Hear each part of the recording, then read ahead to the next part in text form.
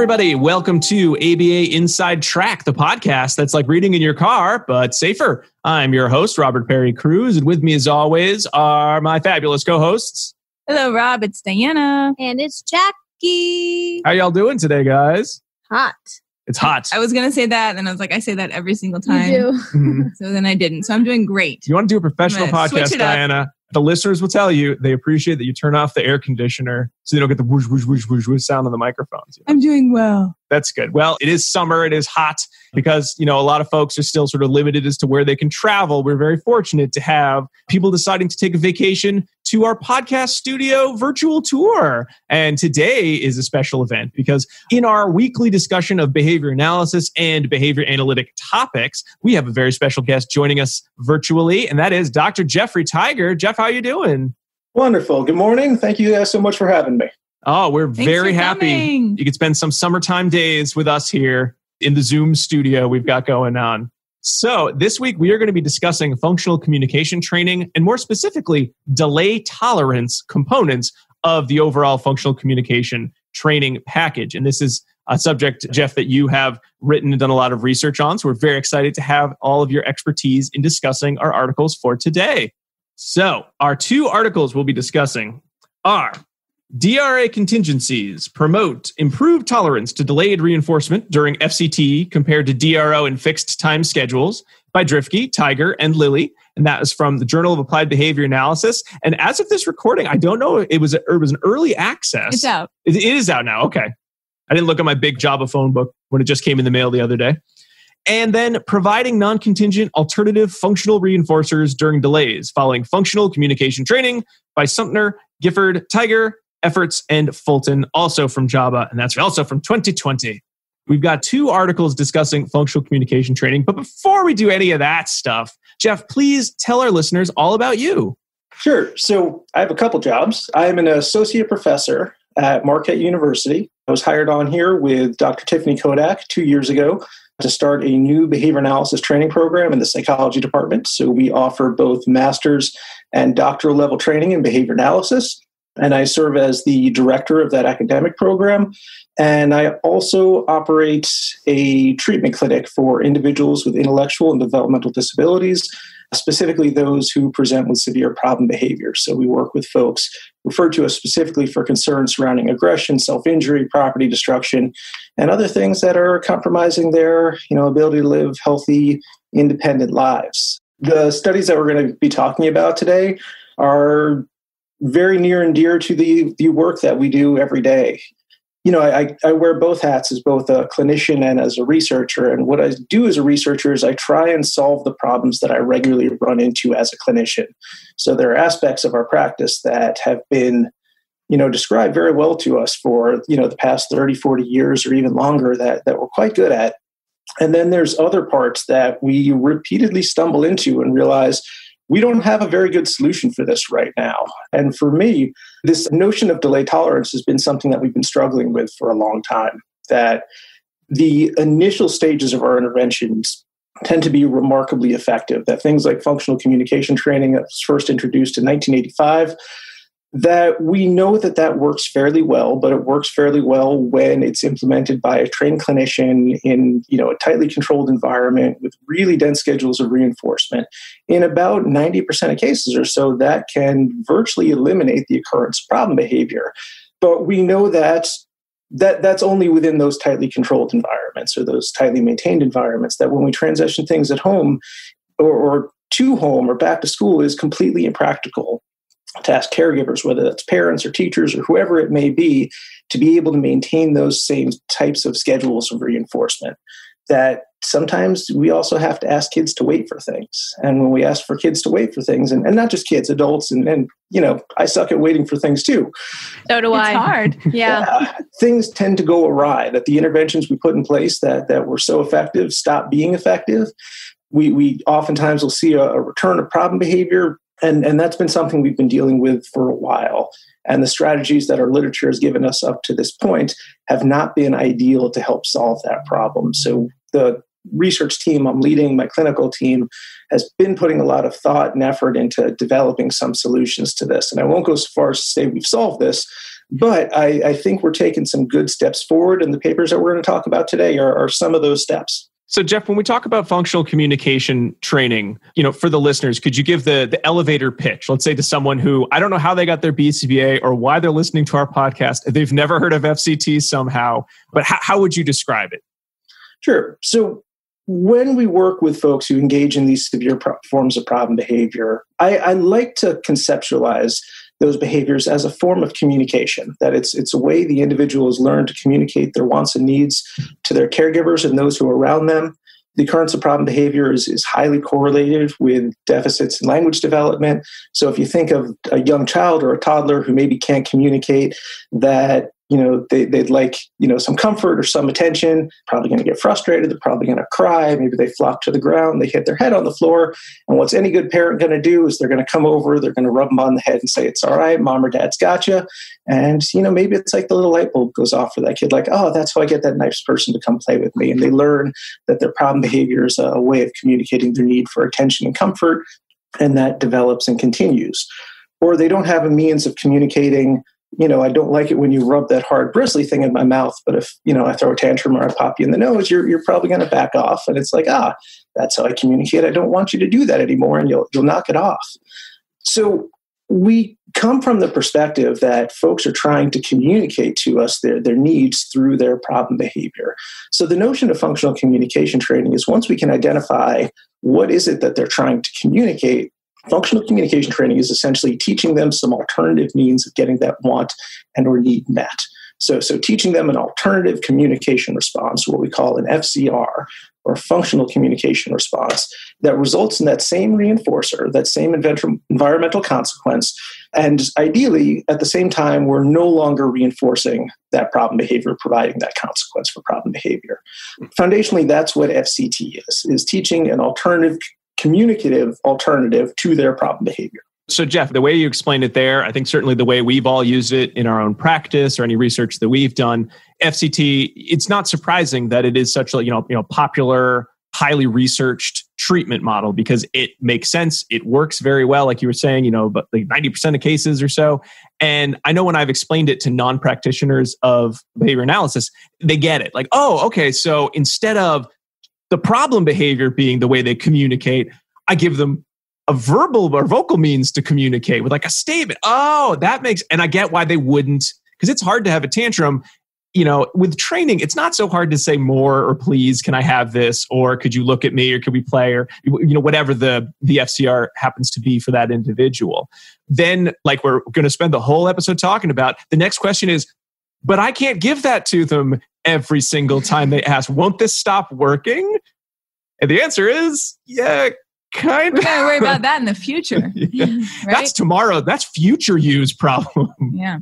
Yeah. I mean, that is exactly the problem with it. It's like, great, as long as you can be perfectly attentive at every waking moment, don't have anything else to do, don't have any other responsibilities, and do nothing except respond to this, it's going to be just fine. Right. I've had parents that had to make lunch covertly in the kitchen, right? Like the child couldn't know that the mac and cheese was cooking or that the chicken nuggets were in the oven, because once they knew that lunch was coming, it was then that wait until it was ready. And it was heartbreaking. So they'd be like, I want chicken nuggets. I want chicken nuggets, chicken nuggets, chicken nuggets, right? And you're like, I can't give it to you yet. It's not ready. I know you're asking so nicely, right? Or even when it's not your fault, they asked for the iPad, but the battery's dead. It's like, you just need to let it charge for just a minute or two. I promise it will come back on. You just got to let me plug it in. Or, some preferred food that's, I got to run out to the grocery store and get that for you. The challenges that caregivers are going to face are absolutely continuous. Or, even in school or in our early intervention programs, you can play with your iPad, but first we got to sit and we got to do a little bit of work. Let me teach you some other things. And then we can use access to that iPad as a reinforcer for that chain of responses. So certainly there are going to be times where responses can be honored immediately. But I feel like the vast majority of times there is going to be a certain amount of waiting that has to happen. Kind of what happens is that they engage in that wonderful new response that you taught them. And then you say, in a minute, and they have to wait in some way, that reinforcer's not delivered. Well, one of the things that tends to happen then is weakening the reinforcement contingency that you put in place for that appropriate behavior.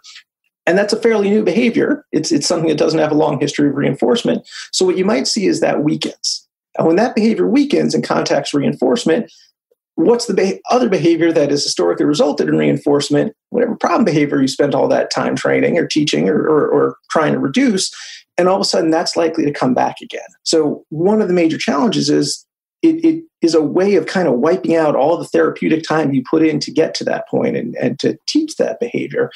But what's more is if you think about the sequence of events, they engage in the communication response, then they engage in problem behavior, and then at some point you can finally deliver that reinforcer. Right. The thing that's closest in time to that reinforcer delivery is the problem behavior. So it's no surprise that when we do that, you see problem behavior come back a lot of times, that it might actually be adventitiously reinforced or maintained. Or the other thing that tends to happen is and you kind of mentioned this, is, can I have the mac and cheese? Not right now. Can I have the mac and cheese? Can I have the mac and cheese? And all of a sudden, that chain of responses can end up getting reinforced. I'm a parent. In my house, we call that nagging. Yeah. Right. And I was just going to say, mom would be another example. Yeah. So those are all the things that we've been struggling with over time, where we're like, we got to do better. We got to find a better way to address this. Mm-hmm. Absolutely. I found it strange, Jeff, in reading the introductions to both articles, in thinking about delay tolerance as like an extra component kind of, added on to the overall FCT package, how it seemed like the focus had really just been on, can we just make, small and then longer and longer delay increments for a while. And it seems like those results are sort of like, they're mixed. Some kids, you start with like just a quick second, and then 2, then 5, and then 10, and they get it. Or they have the timer and then they get it. But then a lot of times it's not that easy, or it's not that successful. Is that something that you had just looked at in your research? Or was it something that, as from your practitioner hat, you were like, man, every time I do this delay tolerance where I just look at time, it just tanks so bad. There's got to be a better way, kind of thing. Yeah, it's great up to about 30 seconds, maybe a minute with some kids. But at some point, you get to a critical threshold that you need to get well beyond in everyday life, and it just falls apart. And I think a lot of that was based off of like the early self-control training literature, how you help somebody make a choice between a smaller sooner and a larger later reward, as you start with them fairly equal and then gradually extend it up. But in this situation, what tends to happen is gradually, as you extend it out, that contingency between the FCR and reinforcement gets weakened, and eventually it falls apart. So, kind of the take home for me with these studies and what we've been addressing so far is, when you arrange those delay periods, we usually think about it as waiting, that we want kids to sit and wait for the reinforcer to be delivered. But waiting isn't really a description of what's going on. Is that there's going to be some behavior that happens during that period. Is if we think waiting is a very passive behavior, and I think we're going to be much more successful by taking a much more active behavior approach of what is the behavior we want them to engage in during that time, and how do we teach those active behaviors essentially as a response chain? How do we get them engaged in something else to minimize the likelihood that that problem behavior is going to resurge, that the FCR is going to occur repeatedly in either contact extinction or turn into nagging? How do we give them an appropriate alternative during that time? Really, that's what these two studies kind of, where I derived that from, what these taught me, is that either by providing them with something that will kind of direct their engagement, which, kind of was the outcome of the Sumter paper, or by specifically giving them something and arranging contingencies for engaging with that, and then gradually building up these longer chain of responses to build tolerance. That's where we've seen much more success with the folks that we've worked with, is by taking this notion of delay tolerance or waiting and thinking of it as an active sequence of behaviors of what do we want people to do when we're waiting. I mentioned I suck at waiting. Like when I go to the doctor's office and I got to wait, like I don't just sit there. I pull out my phone, I play some Candy Crush, I read a magazine, but I do things. That's kind of what we're looking towards with the folks we're working with, is how do we teach them to do things to help them bridge the time till they can get the thing that they want. Mm-hmm. The doctor's appointment. Everyone's favorite reinforcer. The older I get, the less fun they are. I'll tell you. Yeah. No, that was exactly the example I was thinking of in my head too. It's like, that's why they have magazines in the waiting room. So you have something to do to pass the time. And the Sumter article really spoke to me because I had encountered this situation a lot when I was a clinician, where you're trying to teach waiting, and it's about like 20 to 30 seconds where it breaks down, right? And it took me a while, but eventually I was like, why are we trying to have them wait with nothing? Because I don't do that, right? Like, got to start somewhere. My phone, or I get a magazine, or I do something else. And that seemed like a really tall order to ask. So I was like, yeah, we need a waiting toy. If it's anything more than 20 seconds, they should have a waiting toy. And that was so much more effective. So, Right. And with the Sumner specifically, I love how you use the behaviors that were multiply maintained, right? So if you have behaviors that are maintained by attention and access to what the iPad, I think it was, right? If they were asking for attention wasn't available. They're like, oh, but you can have the iPad while you're waiting. Like, that seems like ingenious, right? Well, thank you. Yeah, way to go, you. And that's some of what we're working on right now in my lab. And we've actually got a paper that we hope to be submitting for publication as early as next week, just a little last editing to do, is trying to get a little bit more towards how do we figure out the thing to provide. So we didn't make this up. Like, the first example of this, at least that I can think of off the top of my head, was a paper by Wayne Fisher's group in 2000 that was published in Behavior Modification, where they described for one of their participants, they just started prompting them to do academic tasks. And that worked much better than just asking them to wait. The Sumter paper was a replication of a paper by Jillian Austin and myself that was published in 2015. We identified another reinforcer. So it was kind of like, oh, well, we know something they like. Maybe they'll engage with that and wait for the other one. One of the thoughts we had was that, well, for folks who don't have multiply maintained problem behavior or an identified reinforcer, what if we conducted preference assessments? Because clearly, something that's high preference is going to promote more engagement and be better at helping them tolerate delays than something low preference.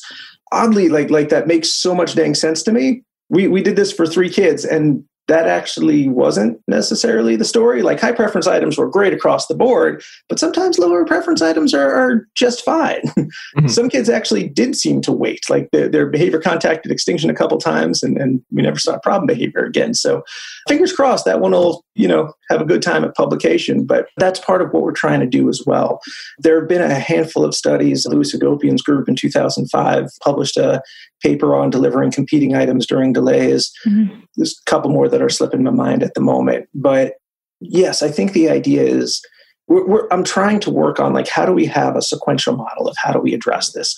Can we give them something, have them engage with it? And that's going to be the simplest intervention possible. Right. If they don't, then I think it's going to be introducing some DRA contingencies to actually teach engagement. So one of the skills I look for is, what are individuals' independent engagement, independent play skills with that which you're trying to give them? But also recognizing that there are different instances in which you're going to ask folks to wait for things. Right. There's a difference between, like, your iPad needs to charge, do something else. I don't care what you do. I just need you to wait and keep yourself occupied while you wait for this thing, versus, no, we're putting the iPad away and I need you to do this specific task. Like, we are going to learn to engage in some discriminated responding now, and then you can have it back once you've done that. Right. So we set up the Drifke et al. Paper looking at, like, well, should we arrange it this way, or should we arrange it this way, or should we arrange it this way? By the end of it, I'm like, the answer is all the above. Like to really get people prepared to go back to their normative environment successfully, they're going to have to tolerate multiple different forms of delays that we've got to figure out, how do we make this one tolerable, even if it wasn't initially. One thing I love too is that you said, give me a minute, and then you set the timer for 10 minutes. I was like, bam, right? Because you don't have a minute. Like, we don't have 1 minute. Like, nothing's going to happen in a minute. Right. But I love that. But you didn't lie, right? But that's what we would say. Give me a minute usually means more than 1 minute. Yeah. Is what you're... That's what I'm trying to say, right? Like, realistically, looking for some signal we can give to kids that essentially acknowledge that their response occurred. Right. We hoped it served as a conditioned reinforcer to maintain that response, right? As opposed to just like, can I have my iPad, and nothing happens for 10 minutes. Right. I think that giving some signal, we might call it like a marking signal. Your response has been acknowledged. The timer has now started. And yeah, we weren't trying to teach kids to keep accurate time. We just gave them in a minute. Right. But that's what life is, right? That's why I loved it so much, right? Because if you're like, okay, I'm going to set the timer for 5 minutes. I have done this in my life, and I'm like, I'm not done at 5 minutes, right? Like, or I'm not even close to being ready to provide that reinforcer at the mark. So I love I love that you're like, yeah, just give me a minute. And then it wasn't like a minute to the T, right? Like that's what I appreciated. And we weren't showing kids the timer. We didn't want them attending to the timer. We wanted to build it in a way that would create some flexibility for caregivers. Yes. It's not like you have exactly 600 seconds to teach exactly what you need to teach. Go. Yeah. Yeah, that was definitely part of our intention with it, is that it was less predictable to the participants to provide greater flexibility to their teachers and parents going forward. All right. I always hate pausing an awesome conversation in midstream, but I do have to, because in case you're new to the show, I want to remind you that ABA Inside Track is ACE approved. By listening to this episode, you are able to earn 1 learning credit. However, you're going to have to A, finish listening to the episode, B, listen for 2 secret code words that you can enter on our website, abainsidetrack.com/get-CEUs. The first of those code words, and these were graciously given to us by our special guest, Dr. Jeff Tiger, is Florida. Florida. Florida, the state in America, like the Panhandle? That's what they call it, right? It's a peninsula. Oh, peninsula. Sorry. I don't know what state I'm thinking of, but you should be thinking of Florida. Florida is what you should be thinking of. And back to our regular show. I'd like to go a little bit more in depth into the Drifke et al. Study, because I think one of the pieces of it that I found so interesting was the background all made sense. The results made perfect sense. And I said, aha, like you were saying, this seems like the next piece in that puzzle of put together like the mega treatment FCT program, with all the components, soup to nuts kind of thing.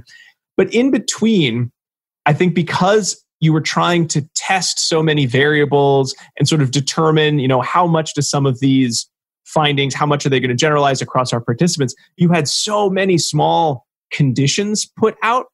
And it was fascinating to sort of watch the thought process, but it also made it hard for me to understand, like, okay, wait, this one went in here because of I had like kind of go through it a few times. So I'd love it if we could spend a couple minutes going through some of the different sections in there. Because, you started off simply enough. You have your students with they were all kind of social positive reinforcement, maintained problem behavior.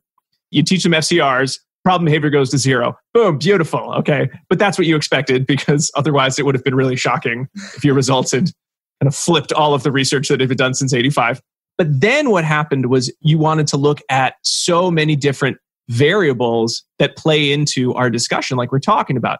What does it mean if it's just flat out, hey, time? What if we use a DRO? What if we look at some like a DRA type, program in between? And you had those terminal probes, so just like long periods of time. Like Jackie, like you were saying, it's just in a minute, or first do this and then see how it goes. So would you mind describing sort of like what generally were the patterns and those components that you were expecting to see, hoping to see? And then what did it tell you about the overall, direction of the study? Yeah. First off, let me apologize for the complexity. There was a lot going on in the study, and I feel like it was a lot. And then I definitely recognize it was going to be complicated for everybody to interpret on this one. So thank you guys so much for muscling through this one. I appreciate it, because now I just read that one paper though. Well, once I figured that one paper out, it's like I got the gamut of all the questions that need to be answered pretty much, which I appreciate that. If I can read one paper and just like get through it and figure out all the variables, that's much better than having to read like 50 papers that look at like each dinky little component. It's like, why are there so many papers on that? I just read this article with like a tweak. I appreciate it, but it was a lot in there. So I just want to, while we have you, I'd love to. Yeah. Like a buffet of variables. Yeah. So where this study came from really was obviously trying to deal with these issues surrounding delay tolerance, but in the context of trying to figure that out. In my research methods class every year, we read Sidman's 1960 research methods textbook. And one of the chapters in there is on design and control conditions for delayed reinforcement. And he laid out the challenges of studying delayed reinforcement, in which, the pigeon pecks a key, and then there's some timer, and at the end of that, reinforcement's delivered. And he laid out all the problems of why it's so hard to study that phenomenon. Essentially maintaining the contingency between the response and the reinforcer, that you might see extinction, you might see other problem behavior or other behavior develop, that ultimately there's going to be the opportunity for adventitious reinforcement to happen, because the animal doesn't just peck the key and sit there. They're going to engage in a bunch of other behaviors. And those might ultimately be the ones that get reinforced. Or they might just, keep pecking on the key during the whole time, even though the first one was the one that resulted in reinforcement. And that chain of responses might get reinforced. So what the heck can you do about that? He said, well, one thing you could do is essentially after the key peck starts the delay, you could arrange a DRO schedule where you could extend the delay anytime they engaged in another key peck. It's like that would probably get rid of the key peck, or at least the repetitive, call them the nagging key pecks. But you still have all this other arbitrary behavior that might happen that is going to vary and is going to cause experimental problems. So the other option that he put out there was maybe arrange something akin to DRA schedules where you reinforce some alternative response. And I'm reading this, thinking about delayed reinforcement. I'm like, holy crap, Murray Sudman's talking to me from 1960, telling me how to solve this problem that I've been dealing with for years. So that's kind of where we came up with how do we promote delay tolerance was, do we just arrange, kind of this fixed time period where they respond, and no matter what happens at the end of it, the reinforcer is delivered. That's kind of akin to what people have been doing to a certain extent. Do we arrange DRO schedules, which might functionally be extinction if that keeps pushing things back off, or it might still result in adventitious reinforcement of other stuff? Or do we arrange something active with DRA?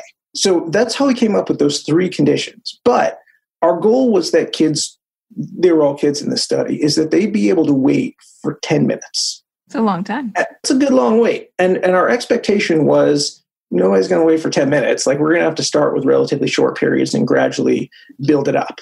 But you want to make sure that that's the case. Like, especially like, if I'm, throwing some fun game at you or getting you to do something, you might wait for 10 minutes right away because you're so well engaged. So the first thing we did is we ran some terminal probes, is what we called them, just to see how kids would do with waiting period. Did they need extra intervention, or essentially setting up a baseline of waiting? How would they do? So the first one, we gave everybody exposure to functional communication training with no delay. So the reinforcer was delivered immediately, made sure we got a solid treatment effect. Then we exposed people to, or our participants, to a 10-minute fixed time delay. Sessions would start, they'd request, for whatever their reinforcer was. We'd say, in a minute, set a timer for 10 minutes. And at the end of that 10 minutes, reinforcement was coming back no matter what happened.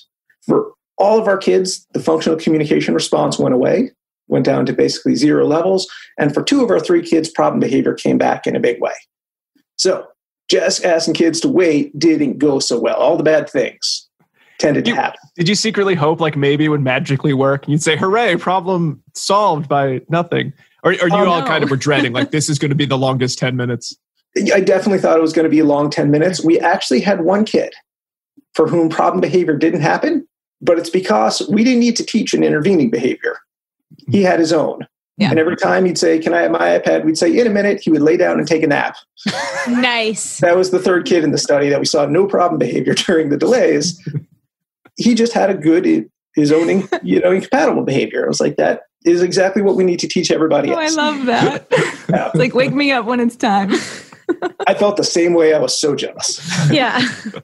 So then the next question is, okay, no contingencies. We see problem behavior come back. This might be resurgence. This might be adventitious reinforcement of that resurged response. What if we then arrange DRO contingencies? So we arranged a terminal probe of a 10-minute DRO contingency. So session would start saying, can we talk, or can I have my iPad? We'd say, in a minute. We'd set a timer for 10 minutes, but whenever they had problem behavior, we'd reset the timer for an additional 10 minutes. So it was a resetting DRO. Did they see you resetting it? You didn't have to say like, I'm resetting your timer. No, but we tended to use like handheld egg timers. So I'm sure it beeped. It's like we did have to, it wasn't like we were hidden and somebody could just, tell us when it's done. Yeah. So not specifically programmed. We didn't necessarily draw attention to it, but there were probably some signals that was happening. And for both of the kids who we exposed to those contingencies, we again saw high levels of problem behavior and extinction of the communicative response. Fair. And between each of these, we went back to no delay, reestablished the functional communication response to make sure it was at strength. And then finally, we exposed them to our DRA delays. So DRA delays didn't have a time element to them. It was all based upon the completion of a certain number of responses. And we had parents nominate, what are things that you think they might do while they're waiting, or that you'd like them to do while they're waiting, or things you need them to do while they wait for something. And we went completely with parental response. For one kid, it was kind of doing like a spelling word, writing homework type tasks. For one kid, it was basically, they came up with a matching, like a memory game using playing cards to have them play. And for our third kid, it was more academic-y, early academics, pointing to letters, pointing to numbers, things of that nature. So we did kind of a quick probe to find out, like, how long does it take you to do one of these? So how many of those would you have to do in 10 minutes? And we individualized it for each kid. So that's your FR schedule that you have to complete during the terminal probe, is how many do we think it would take you to 10 minutes to do? We exposed kids to that. And again, we saw really high levels of problem behavior come back. We saw low levels of the FCR. So what it told us is just arranging contingencies, just arranging DRO and DRA contingencies by itself was not enough to promote delay tolerance for any of our participants. So then we went back to kind of square one, reestablished the functional communication response, and then more gradually introduced these delay periods. So it went in our DRA condition to one task. And then once they were, completing one task and earning their reinforced or abstaining from problem behavior, then we moved it up to another one, and then another one, and then another one, and gradually built up those sequences of responding. And we set our DRO schedules and our fixed time schedules, we equated them. So how long did it take to complete one task? That's how long the initial fixed time schedule was. That's how long the initial DRO schedule was. So we alternated those in a multi-element design. So one session would be a DRO delay, one session a DRA delay, one session a fixed time delay. We arranged some salient discriminative stimuli. Our therapists would wear like different colored, scrub tops or shirts to kind of cue which one's which, and independently advanced each one based upon how well they were doing in that condition. And we were looking at how well did each of these do at maintaining low levels of problem behavior? How well did they do at maintaining the functional communication response? We want to make sure that sticks around. But also how well did they do at minimizing that FCR during, the waiting or the delay period? So we weren't seeing kind of this repetitive, I don't want to be pejorative to our participants and call it nagging, but as a parent, I would call it nagging with my kids. And seeing how well each one did in terms of those three measures. That's perfect. And like I said, though, it's all in there. Process. But yeah, it's like you answered all the questions, though, because now you've got, not all the questions, but all the questions you're interested in that paper of what's going to happen when we don't do anything. Because again, like you said, even just hearing the DRA, the fixed response, that's probably more like what they're going to see. All right, now that your problem behavior is back to zero and you have your FCR, time to go to school when can I have the iPad? Well, yeah, but we've got like 45 minutes of math before that's happening, buddy. So hang tight and, we expect to see a problem. We expect to see, the problem behavior occur. And then looking at each one to sort of see, okay, do we see similar patterns as we add the delay, as we add that tolerance training? Do we see the same pattern for all three, a different pattern for all three? I think there's an important takeaway there that I don't even know if I necessarily thought of before this moment. So thank you so much for queuing that up, but it's not going to just happen. Right. It's not just that you teach an FCR and all of a sudden kids are going to do great waiting. I think we knew that, but that those data might actually be a nice demonstration of that even if you arrange some alternatives, even if you arrange some contingencies, we still need as part of the therapeutic process to actively work on teaching kids to wait, that we are not going to successfully transition them from our special clinical environment back to their home or back to their school and think that things are going to go well and expect that, our consumers are going to be thrilled with the outcomes if we try and do that. That we need to be very thoughtful as clinicians to make sure that we're really setting kids up for success and their caregivers and their teachers to be successful going forward. And to me, this is a big part of that.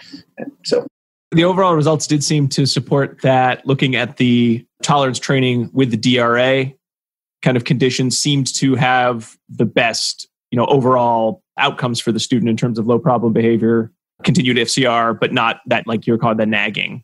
Yeah, for 2 out of our 3 kids, I'd characterize that we got the best outcomes associated with arranging DRA contingencies. Once we introduced fading, our first kid that went through this, we saw very low levels of problem behavior across all conditions, that just the gradual fading piece of it worked spectacularly well.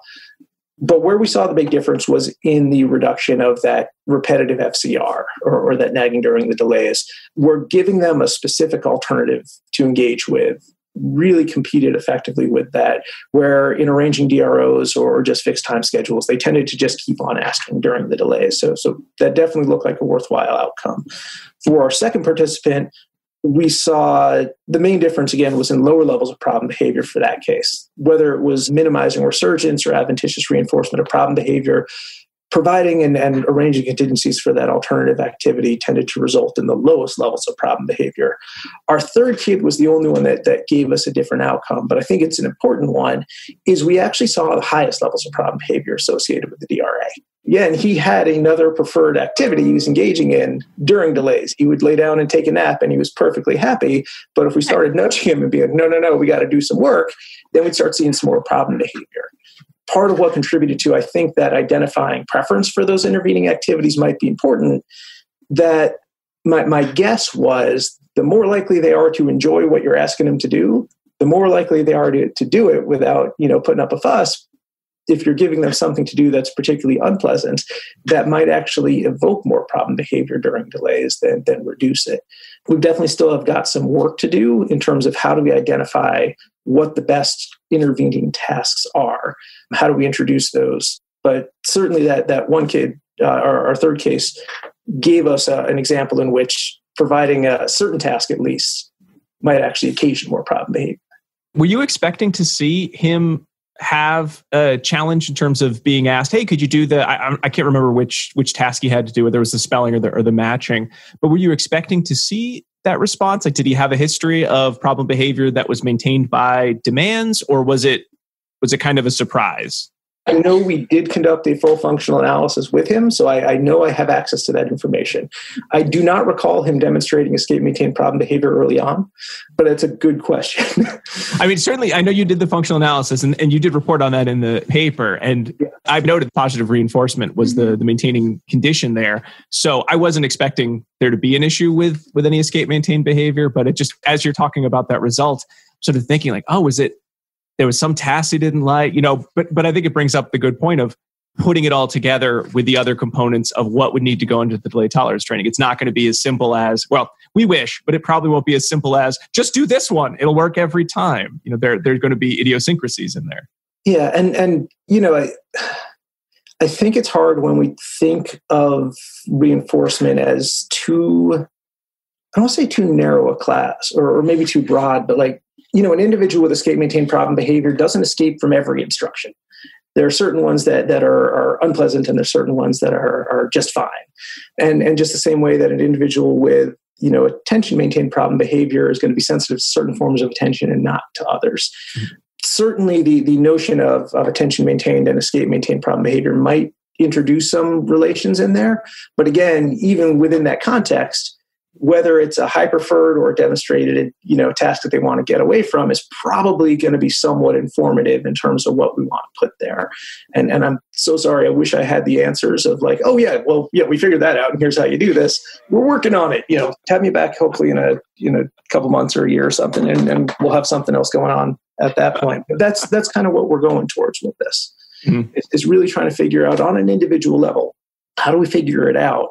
And what are the ones that they're most likely to face in their real life? Again, in that Drifke study, we went specifically based on parents' nominations of what are the things that they're going to struggle waiting with that you would like them to be able to do.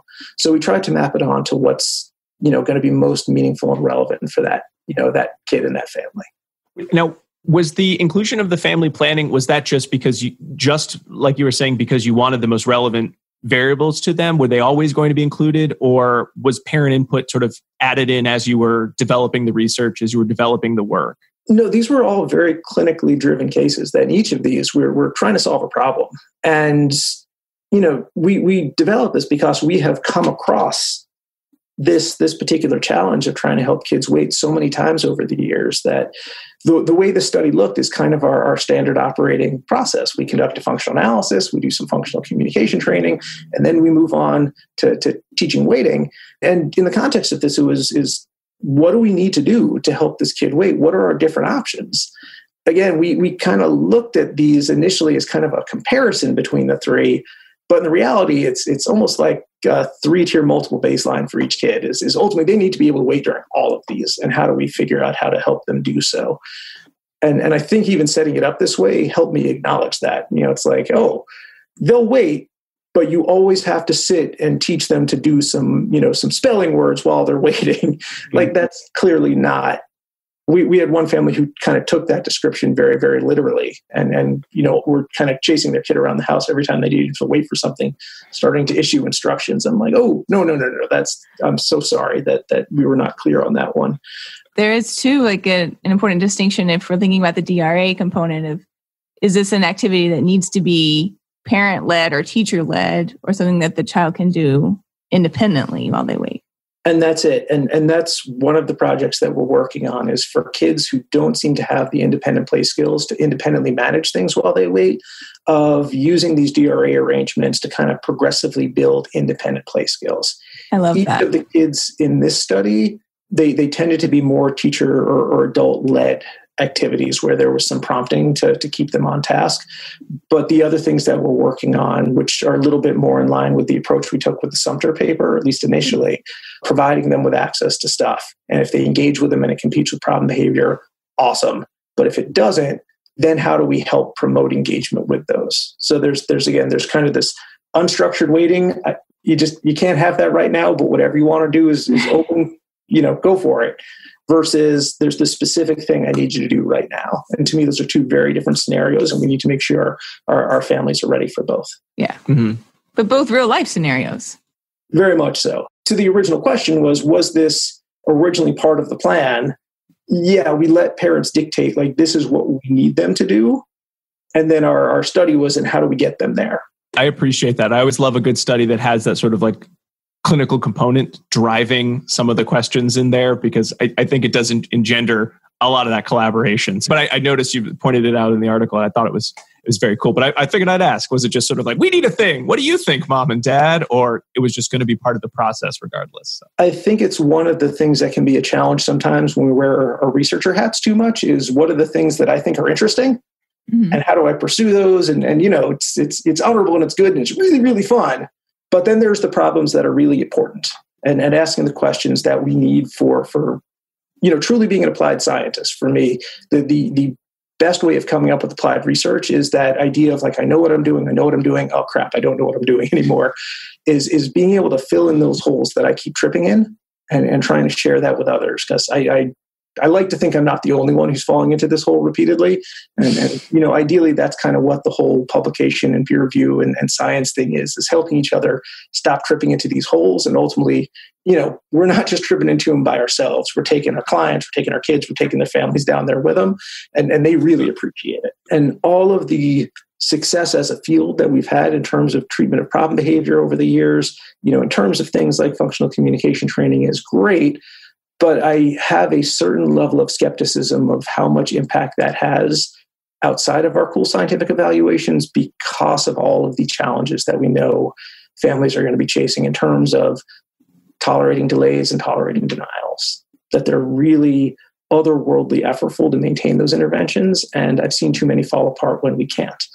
I worry sometimes that as we have collaborated with other professions, that we've made recommendations at times that, I'm used to going in and talking to IEP teams where I'm going to make recommendations and they're immediately going to look at me like I got three heads. Like, I know you're going to ask me to do something that there's no way in the world I can possibly do. Right. That we're making sure that the recommendations that we're offering are things that can actually be managed. That's, in terms of research, that's the next frontier for me, mm-hmm. is how do we take these? You got to start with impractical, because practical is not going to work off the jump. But how do we translate those impractical but efficacious to things that are actually practical? And we're trying to help facilitate that transition. And being mindful of that is I'm very mindful of not offering too many things that I know people aren't going to be able to do, because I feel like it discredits my recommendations to them. And they're going to listen to many fewer things I have to say. I have to do a lot of disarming during consultations of like, I promise I'm not going to ask you to do anything ridiculous. Yeah. Oh, absolutely. I'm 100% behind what you're saying. And I say this to my students as well. It's like, this is how behavior operates under a very distilled environment with maybe one schedule of reinforcement in place, but that's not how the real world is. We have many schedules of reinforcement in place all at the same time, all operating for different behaviors or under different contingencies. And it's much more complex than what it looks like on paper in this perfect arrangement, right? And I don't mean that in any way to be dismissive of the work that's been done, because it was so remarkably important, is that, you can kind of get overwhelmed by all the different, things that might be there in the real world. Mm-hmm. The way we understand them and the way we know how to fix them is to kind of one at a time introduce them into a more clinically controlled environment, which is kind of what we did in the study. Is we still were under really tight clinical control, but we were able to gradually introduce like one factor at a time, whether it was a contingency or a delay, figure out how do we solve this. Again, this may not be exactly what families and teachers need to go into schools and be successful, but if it's not going to work here, it's definitely not going to work out there. We're moving towards those long-term outcomes. Yeah. Mm-hmm. Yeah, I hope this is a step in that direction. Yeah. Not to oversell it or anything, but I feel like some of the interventions we've been able to send families home with as a result of these type of delay tolerance trainings have been better. And that's the ultimate measure. And we can't consider ourselves in applied science unless we're looking at that socially valid outcome at the end of it all. And if families can say, yes, I was able to do this and it worked for me in the complex environment of my home, then that's when we know we've actually succeeded.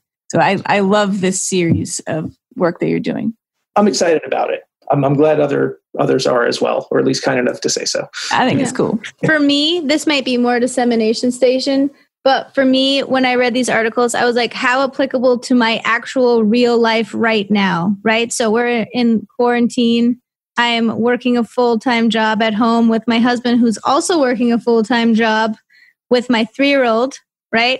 Who doesn't have delay tolerance, right? And who doesn't have maybe the gamut of FCRs that, older kids might have. And I was like, I am going to do this. And so, I mean, even though your population was children with autism, I think the results could be, widespread for what we're doing right now, right? Because we can't be giving our kids everything. Even as typically developing kids, right? If we're at home, we've got a lot of things going on. And, I, as a parent, have been like, I can't do it, right? Like, I can't do my job and hang out with you and do it. So, and I was like, oh my gosh, I'm going to start doing this. I'm going to start putting some, looking at like why this behavior is occurring in this one moment. And I've actually done the alternative reinforcer and it has been extremely successful. So thank you for saving my life. Y'all probably don't realize how much you've been doing this already. Right. Because what's the time where most BCBAs have to sit and wait is when they're sitting in traffic, driving from client to client. And what are they doing for their intervening activity? They're listening to your guys' podcast. So y'all have been providing that alternative reinforcer for a lot of people for a while now. So thank you all for doing so. So welcome. But yeah, I'm looking right now on the wall. I have taped up an I'm bored list. And it's got like 30 different things listed on it that I refer my children to whenever if they don't do, but it's there. It's there. It's there for them to do while they're waiting until they get to their free time, which is the video game time. Yeah. Right? And I love that because it is, again, towards not you mediated. Yes. It's towards it can't be. And how you're arranging the SDs to help them do that.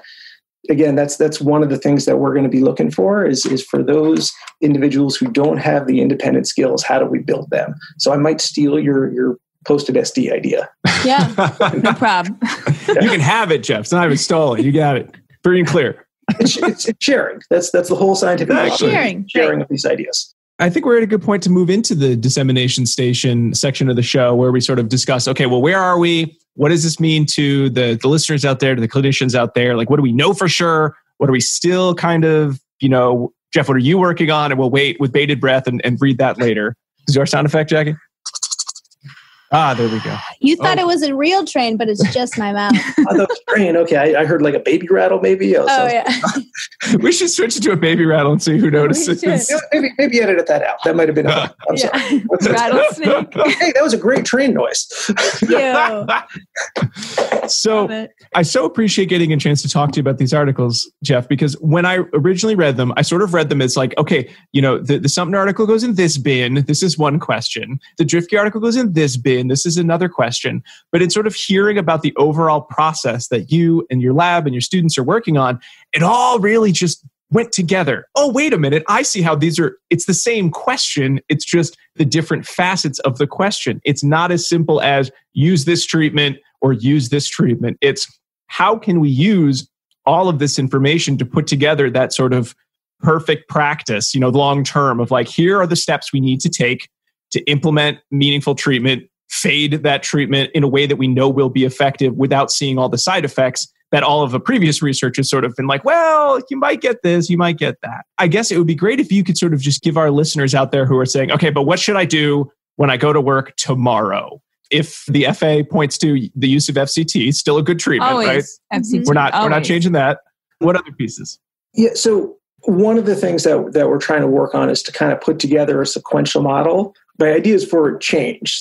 I'm going to be a little speculative and let you guys know what I'm thinking. Is there a flow chart in the future? Maybe.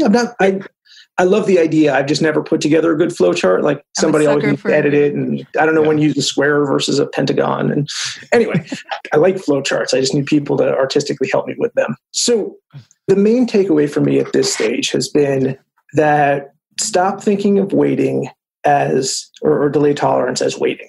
Think of it as a series of active behaviors that you want your kids to engage in, that if you can provide them with something that doesn't require teaching that will help facilitate that, that's an easy first step. If they don't have the skills to do that, or they don't have the independent leisure skills or tolerance skills to engage with that for an extended period of time, that you can use kind of the DRA and delay fading model to gradually build up engagement with that. That's kind of my takeaway is to teach waiting as an active set of behaviors, that some of that may require simply the opportunity for something to engage with, but some of it may require more active teaching on our parts. And Jeff, it sounds like sort of the next step in your own research is going to be sort of looking at that.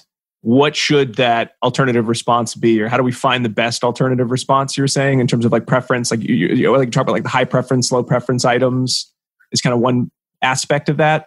Yes, is how do we identify what that thing should be? Certainly, caregiver recommendations I think is going to be important. Certainly, don't want to give them something that maybe it competes great, and the family's like, "Yep, either we don't own that, or I'm just not comfortable with them spending so much time doing that, or maybe that things will compete for a certain amount of time and then they lose their value, and we've got to get some rotation in there."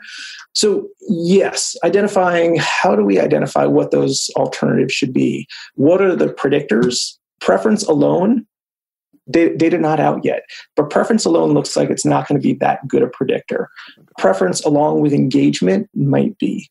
The biggest ones we've seen are not high engagement versus low engagement, but any engagement versus no engagement. That's something that somebody doesn't engage with at all tended to be associated with a lot of problem behavior. Even things that they engaged with just a little bit of the time, still better than providing nothing. So I'm excited about it because we still have more work to do and more questions to answer. But yeah, hopefully we will have some more answers to that. So part of the reason I'm saying this is my dissemination, my takeaway of this think about it as an active behavior is I need other people's good ideas on how we're teaching active behaviors as well.